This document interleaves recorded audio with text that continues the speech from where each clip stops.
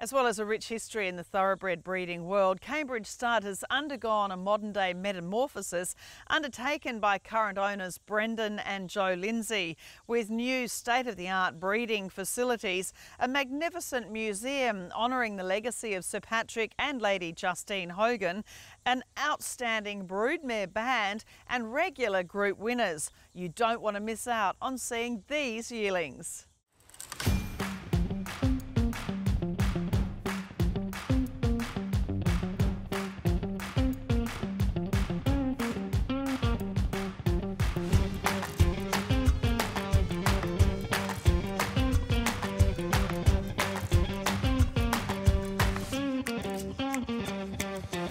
Got Cambridge Studs coming off the back of one of those days studs and breeders dream about, and only weeks before Karaka. Fittingly, you won the Sir Patrick Hogan Stakes, formerly the Royal Stakes, with your homebred filly About Time. You also took out the Group 2 Rich Hill Mile with Habana, a son of a stallion you've supported heavily in Zoo Star, and of course to top it off, Not an Option was successful in the listed Chester Manifold Stakes at Flemington in Brendan and Jo Lindsay's Cambridge Stud colours. What an incredible start to the new year.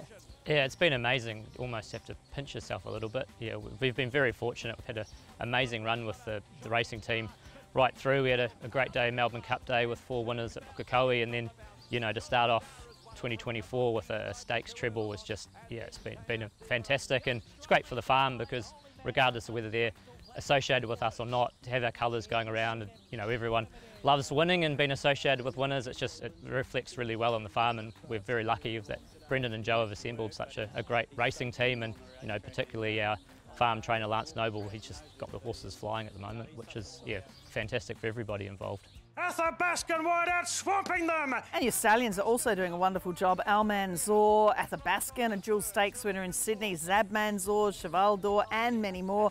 Embellished with promising horses such as Glitzy Glory for Opie and Emily Bosson, and of course more for Embellished too.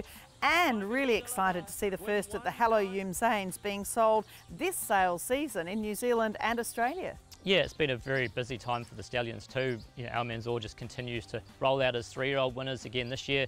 As you mentioned, Athabaskan's been a really good flag bearer for him in Australia through the spring with a couple of stakes wins. And here in New Zealand, we've had Zabmanzor, who looks one of the more promising staying 3-year-olds. You know, he's favourite for the Derby. Mary Shan's been running very well. She's second favourite for the New Zealand Oaks, and that's been a real key thing for Almanzor, is how well he's done in those Oaks and Derbies. You know, he's had 6 Group 1 performers. And as we lead into the autumn, he seems very well stocked again this year. So it's exciting to think about. He's got a really top group of yearlings again this year. They were all conceived on the back of those amazing sales results he had the first year. So the quality is really high again. I think people will be very happy with what they see at Karaka. He's going to be represented by some fantastic yearlings there. And then on top of that, Embellished continues to do well with his first crop. You know, Talisker, I think, is one of the standout 3-year-olds. He's the only horse that's really given Cressetti a good run for his money, you know, when he ran second in the 2000 Guineas.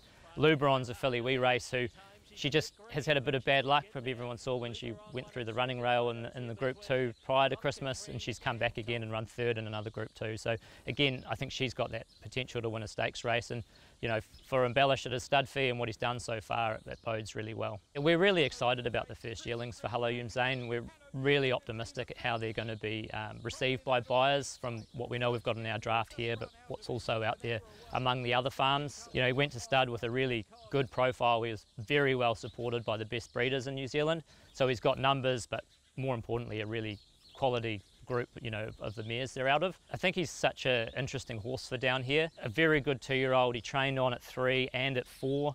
You know, Group 1 winning sprinter, won at Royal Ascot. He's got that real profile, but more importantly for us, we just think he has the pedigree that really suits this part of the world. He's by Kodiak, who's not a household name. Probably a bit of a quirk. He never had an influence in Australasia before now, because he's one of Danehill's best sons, and he's particularly well known for his 2-year-olds. So I think Hello Zane plays to that strength. He's out of a Sharmadale mare, again, who's a shuttle stallion who's had so much influence down in this part of the world. For us, a big draw card was that pedigree he's got, the race record. We just think it works really well for the racing style down here, for what people are looking for. And as I mentioned, I think when people see the types and how they present themselves, they're going to be very happy with what they see. Lot 312 we start with is a filly by Farnan from Pizzazz. Of course, the first of the Farnans, who was a Golden Slipper winner by not a single doubt. So much black type in the family, including Shania Dane and Scintillation, and of course more recently Summer Passage, Order of the Sun, and half-brother to this filly, All That Pizzazz. She's a filly with a fantastic pedigree. An Costa del Lago mare. She's already left a stakes winner who's won another stakes race since the catalogue came out. Her other foal's also a winner, so she's 2 for 2. And Farnan's a horse we're really admirers of. I think he's kind of the all-Australian kid, really, by not a single doubt. Such a good 2-year-old. We're excited to be involved with Farnan. We're a shareholder, and we thought this mare was a really good fit for him. Being an Costa del Lago mare, we know that works with that reduced choice, not a single doubt. So I think everything on paper really stacks up. And she's a lovely filly, great frame to grow into. She's going to have that residual, but she's a lovely, correct filly. She just continues to develop, and for anyone looking for a racing prospect, she ticks the box, and to have that pedigree behind her is certainly a huge bonus as well. Lot 347 is a colt by Al Manzoor from Respin. This colt's dam was a stakes winner, and the colt's a full brother to the recent winner, Balance of Power. He's very typical of what you come to know and expect from Al Manzoor. A lovely type, got that real quality that Al Manzoor puts into his stock, that lovely head, good-bodied horse. And he's, again, very typical of the stallion. He's just thrived through the prep. They just seem to thrive on that environment and get better and better, and he's certainly been a case of that.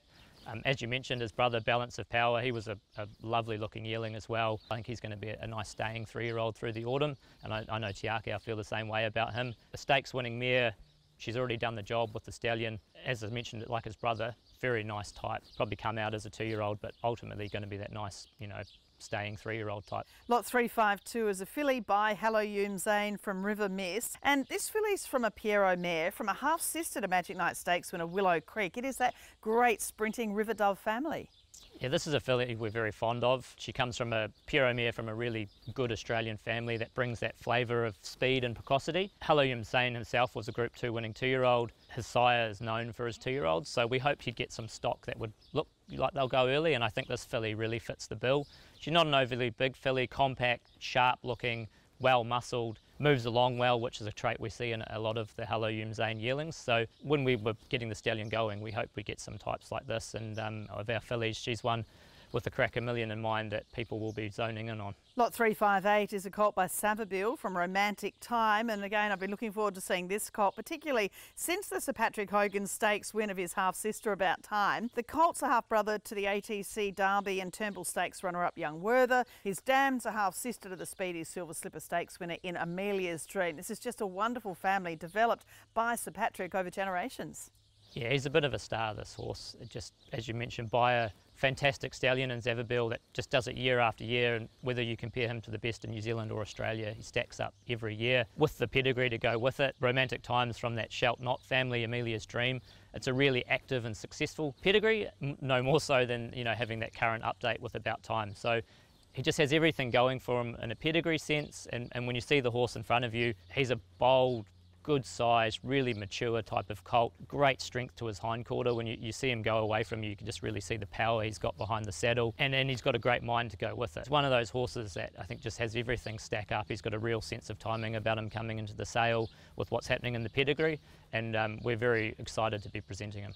Lot 385 is a colt by Wootton Bassett from Semyon. Wootton Bassett, of course, the sire of Al Manzoor and an outstanding European sire. Semyon is an unraced Irish-bred mare by Galileo Son Australia from a really deep black type family. We were naturally drawn to Wootton Bassett, given he's the sire of Al Manzoor, and I think it's fantastic. Coolmore have brought him down to Australia to have access. He's remarkable what he's done, Wootton Bassett, where he's come from. He's had 3 Group 1 winners again last year, but now that he's in that Coolmore setup, I think he's just going to go from strength to strength. I'm sure a big part of them buying him was to mix with those Galileo mares we've got, so we were keen to send this mare, being a granddaughter of Galileo. The cross has already produced a couple of Group 1 winners. He really suited the mare on pedigree. Not going to be an early maturer, he's a real staying 3-year-old type of horse, or middle distance horse at least.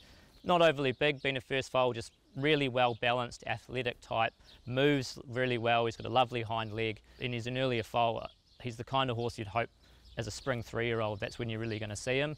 And for people coming to New Zealand, often that's what you come here to buy. It's what we produce, and I think he's the horse that really fits the bill in our draft. People going to Europe these days and paying a lot of money for horses like him, so they can come to New Zealand, buy a horse that's been raised in New Zealand. We know we're good at producing those 3-year-old types, and as I said, I think he's a horse that really fits the bill. And finally, lot 438 by Hello Yumze, and again, this is a colt from Steer by the Stars. He's a 3/4 brother to Never Back Down, who's a son of Kodiak, who was a stakes winner in the UK, and a great update too is Super Goldie winning recently in Hong Kong.